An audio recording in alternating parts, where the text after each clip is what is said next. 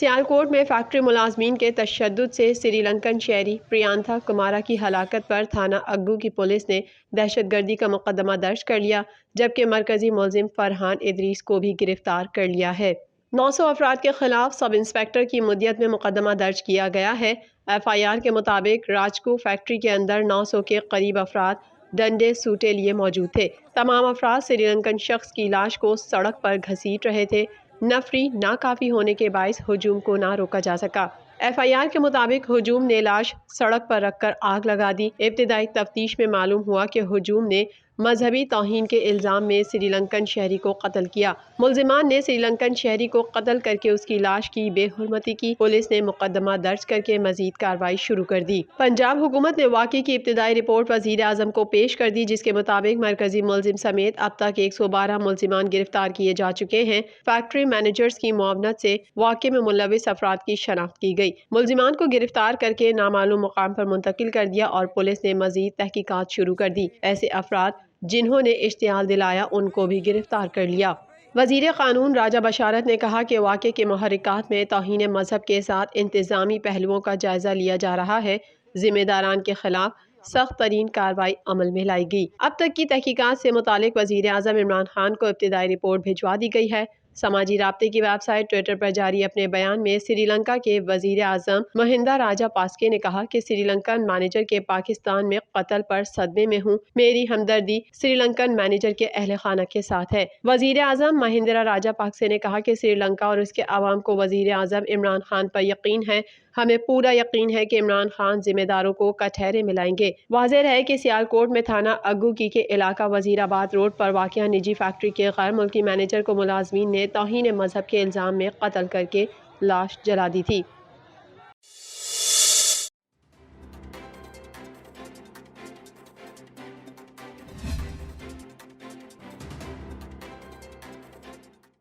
वज़ीर ख़ारजा शाह महमूद कुरैशी का कहना है कि सियालकोट वाक़े के ज़िम्मेदारों को कैफ़रे किरदार तक पहुँचाया जाएगा। श्रीलंकन हुकूमत के ज़रिए मक़तूल के अहल खाना से रब्ता किया है। सियालकोट वाक़या बाइस नदामत और अफसोसनाक है। वज़ीर ख़ारजा शाह महमूद कुरैशी ने लाहौर में मीडिया से बात करते हुए कहा कि वज़ीर आज़म खुद सियालकोट वाक़े की तहकीकात की निगरानी कर रहे हैं। ISPR की भी सियालकोट वाक़े पे मुज़म्मत आई है। वज़ीर आला पंजाब ने सियालकोट वाक़े की तहकीकात का हुक्म दिया। श्रीलंकन वज़ीर ख़ारजा से राब्ता हुआ है, वो सफ़र में है। आज श्रीलंकन वज़ीर ख़ारजा से बात हो जाएगी। न सिर्फ मजम्मत की है, हमने इसका नोटिस भी लिया है at the highest level. Prime minister खुद इसको ओवरसी कर रहे हैं। ISPR का और आर्मी चीफ का नुक्ता नज़र बयान आपके सामने है। वज़ीर आला पंजाब का बयान आपके सामने है और उनको उन्होंने 48 घंटे की मोहलत दी है और 48 घंटे में मैं तवक्को करता हूँ कि वो किसी नतीजे पर पहुँचेंगे कि इस वाक़े के पीछे असल हकीकत क्या है। हमारा श्रीलंका के साथ राब्ता है। फॉरेन सेक्रेटरी की हम ने लम्हा बलम्हा श्रीलंका के हाई कमिश्नर को बाखबर रखा, उनको हम बताते रहे और मैं ये आपसे शेयर करना चाहूँगा कि उन्होंने पाकिस्तान के मौक़िफ़ और पाकिस्तान का जो प्रॉम्प्ट रिएक्शन है उसको श्रीलंका ने अप्रिशिएट किया है। शाह महमूद कुरैशी का कहना था कि अफ़गान मसले पर आलमी इत्तिफ़ाक़ की राय पैदा करना चाहते हैं।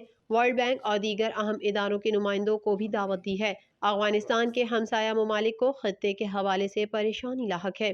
अफ़गानिस्तान के हमसायों पर मुश्तमिल फ़ोरम बनाने में कामयाबी मिली। अफ़गानिस्तान के हवाले से पाकिस्तान के किरदार की दुनिया मोतरफ़ है। अफ़गान भाइयों की मदद के लिए भारत के साथ ताउन करने को तैयार है कि विद इन दी OIC हमारी आपस में एक कलेक्टिव और कोऑर्डिनेटेड अप्रोच हो। और अफ़गानिस्तान दुनिया की कोशिश थी, दुनिया की तो नहीं कहूँगा मैं, कुछ हमारे पड़ोसियों की कोशिश थी, और पड़ोसी मेरा इशारा आप समझते हैं कि वो इस सारे क्राइसिस में सिंगल आउट करे पाकिस्तान को। और हमारी कोशिश थी कि हम दुनिया को सही बयानियाँ उनके सामने रखें और दुनिया को इंगेज करें।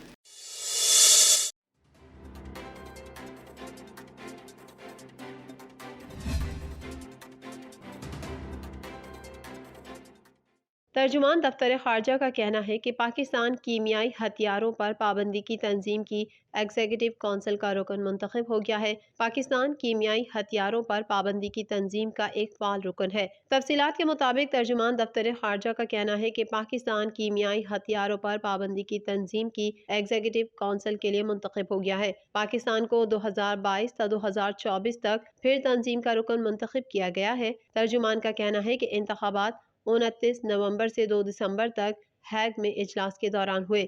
ترجمان کے مطابق ایگزیکٹو کونسل کیمیائی ہتھیاروں پر پابندی کی تنظیم کا پالیسی ساز ادارہ ہے۔ پاکستان کیمیائی ہتھیاروں پر پابندی کی تنظیم کا ایک فعال رکن ہے۔ پاکستان تنظیم کے مقاصد کی تکمیل کے لیے تعمیری کردار ادا کر رہا ہے۔ دفتر خارجہ کی جانب سے مزید کہا گیا کہ ایگزیکٹو کونسل کے لیے دوبارہ منتخب ہونا پاکستان کے مثبت کردار کا ثبوت ہے۔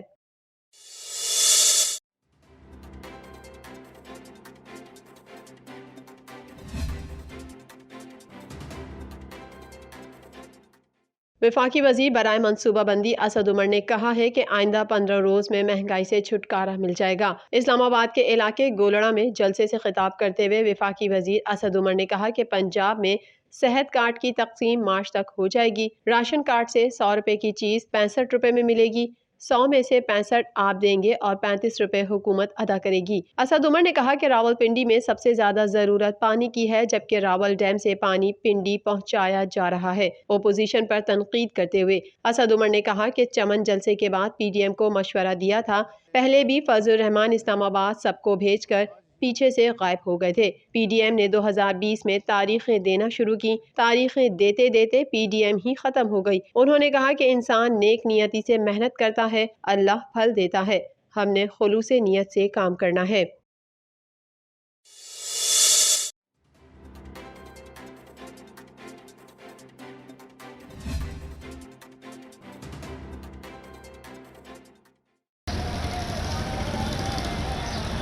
پاکستان میں کرونا کیسز اور اموات میں کمی کا سلسلہ جاری ہے۔ ایک دن میں مزید 8 اموات اور 431 کیسز سامنے آئے۔ تفصیلات کے مطابق national command and operation centre نے ملک میں جاری کرونا وبا کی صورتحال کے تازہ اعداد و شمار جاری کر دیے ہیں، جس میں بتایا گیا کہ ملک میں 24 گھنٹے میں کرونا سے مزید 8 افراد انتقال کر گئے، جس کے بعد کرونا وائرس سے مجموعی اموات 28,761 ہو گئیں۔ این سی او سی کا کہنا تھا کہ 24 گھنٹے میں 47,084 کرونا ٹیسٹ کیے گئے، جس میں سے 431 افراد میں کرونا کی تصدیق ہوئی۔ اس دوران کرونا کے ٹیسٹ مثبت آنے کی شرح 0.91% رہی۔ National command and operation centre نے بتایا کہ ملک بھر میں کرونا کے 858 زیر علاج مریض انتہائی نگہداشت میں ہیں، جبکہ ملک بھر میں کرونا سے متاثر ہونے والوں کی مجموعی تعداد 12,85,453 تک پہنچ گئی ہے۔ اعداد و شمار کے مطابق سندھ میں کرونا کیسز کی تعداد 4,76,494، پنجاب میں 4,43,379،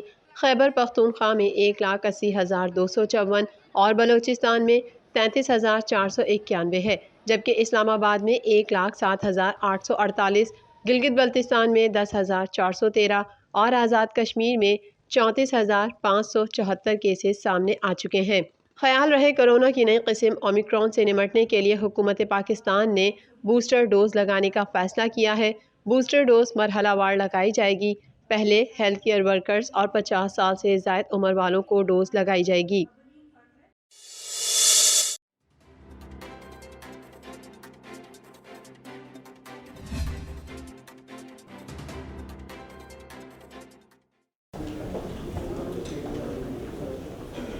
وزیراعظم عمران خان نے ملک کا سب سے بڑا ٹیلنٹ ہنٹ پروگرام لانچ کرنے کی منظوری دے دی۔ حکومت 6 دسمبر کو پاکستان کا بڑا ٹیلنٹ ہنٹ پروگرام کا آغاز کرنے جا رہی ہے۔ تفصیلات کے مطابق وزیراعظم نے معاون خصوصی عثمان ڈار کو ٹیلنٹ ہنٹ پروگرام کی تیاریوں پر بریفنگ کے لیے بلایا۔ عالمی شہرت یافتہ کھلاڑیوں کا بھی اس پروگرام سے متعلق حکومت سے رابطہ ہوا ہے اور ان کی جانب سے پاکستانی ٹیلنٹ کی انٹرنیشنل معیار کے مطابق کوچنگ کی بھی پیشکش کی گئی ہے۔ دوسری جانب وفاقی وزیر ڈاکٹر فہمیدہ مرزا نے معاون خصوصی عثمان ڈار کے ہمراہ پریس کانفرنس کرتے ہوئے کہا کہ ہم مل جل کر اسپورٹس کے شعبے کو آگے لے کر جائیں گے۔ کھیلوں کی سرگرمیوں میں اضافہ کیا جا رہا ہے۔ ملک بھر میں اسپورٹس کمپلیکس کو متحرک کر رہے ہیں۔ यूनिवर्सिटियों के तलबा उन खेलों में शिरकत करेंगे। یہ پروگرام جو اب شروع ہوا ہے کہ اس میں ہم پورا کوآپریٹ کریں گے اور انشاءاللہ ہمارے کوآپریشن سے اور 100 یونیورسٹی سے اوپر ادارے ہیں کہ جو ہمارے ساتھ ہوں گے جن کے بچے اور وہ اس میں پارٹیسپیٹ کریں گے اور انشاءاللہ ایک بھرپور طریقے سے آغاز ہوگا۔ معاون خصوصی عثمان ڈار کا کہنا تھا کہ پاکستان کے نوجوانوں کو اسپورٹس کے میدان میں آگے بڑھنے کے بھرپور مواقع فراہم کریں گے۔ پاکستان میں اسپورٹس کلچر کو پروان چڑھایا جائے گا۔ 2 لاکھ نوجوانوں کو فنی تربیت فراہم کی جا رہی ہے۔ 1 لاکھ نوجوان فنی تربیت حاصل کر چکے ہیں۔ عثمان ڈار نے کہا ہم سندھ کے نوجوانوں کو کبھی تنہا نہیں چھوڑیں گے۔ یونیورسٹی کراچی میں فٹ بال کی اکیڈمی بنائی جائے گی۔ ہر صوبے میں ٹیلنٹ ہنٹ پروگرام کے ذریعے نیا ٹیلنٹ تلاش کیا جائے گا۔ وزیر اعظم عمران خان کی ہدایت پر کھیلوں کے شعبوں پر توجہ دے رہے ہیں۔ جو 12 اکیڈمیز بننے جا رہی ہیں اس میں پنجاب میں ہاکی میں بہاؤالدین ذکریہ یونیورسٹی ملتان میں انشاءاللہ تعالیٰ بننے جا رہی ہے۔ ویٹ لفٹنگ میں university of the Punjab Lahore میں بننے جا رہی ہے۔ ریسلنگ میں university of the veterinary and animal science Lahore میں بننے جا رہی ہے۔ ہینڈ بال کی جو ہماری اکیڈمی ہے وہ یونیورسٹی آف ایگریکلچر فیصل آباد میں انشاءاللہ بنائیں گے۔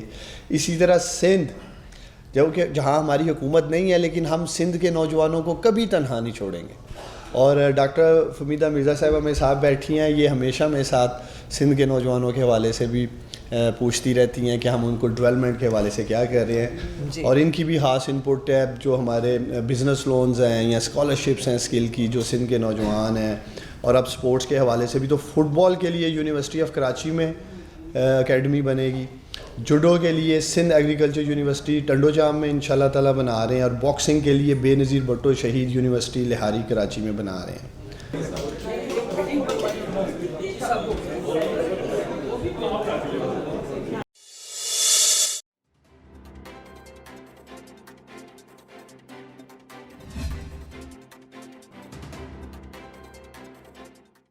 مشیر خزانہ شوکت ترین نے عوام کو مشورہ دیتے ہوئے کہا کہ فروری مارچ کے بعد گھبرائیں، عوام تھوڑا سا صبر کریں، قیمتیں ضرور نیچے آئیں گی۔ پریس کانفرنس کرتے ہوئے شوکت ترین نے کہا کہ اشیاء خوردونوش کی قیمتیں پچھلے سال سے کم ہو گئیں۔ درآمدی اشیاء کی مہنگائی پاکستان ہی نہیں بھارت میں بھی آئی۔ انہوں نے کہا کہ ہماری برآمدات بڑھ گئیں، معیشت مضبوط ہو رہی ہے، گزشتہ سال کی نسبت ریونیو 36% زائد ہے۔ ہماری ریمیٹنسز اور ایکسپورٹ مل کر درآمدی خسارہ کم کریں گی۔ وہ ڈومیسٹک انفلیشن جو آپ کی جو ہے جس میں جو آپ کے فوڈ آئٹمز بھی ہیں، پیریشیبلز بھی ہیں وغیرہ وغیرہ، وہ اصل میں پچھلے سال سے کم ہے، 3.5-4% کم ہوئے ہیں، لیکن باقی چیزیں جو ہیں وہ بڑھ گئی ہیں، جس کے بیچ میں آپ کو معلوم ہے فیول پرائسز بڑھ گئی ہیں۔ مشیر خزانہ نے کہا کہ اسٹیٹ بینک مانیٹری پالیسی 1.5 ماہ بعد دیا کرے گا۔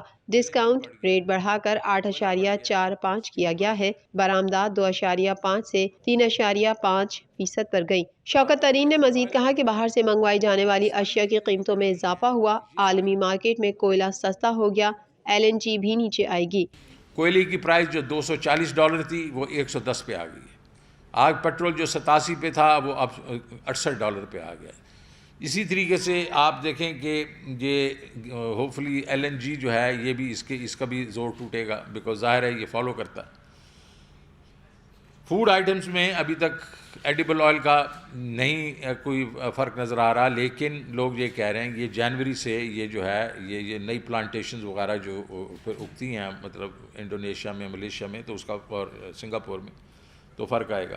مشیر تجارت عبدالرزاق داؤد بھی بولے وہ نہیں سمجھتے گھبرانے کی ضرورت ہے۔ تو اس میں میں نہیں سمجھتا کہ کوئی گھبرانے والی بات ہے۔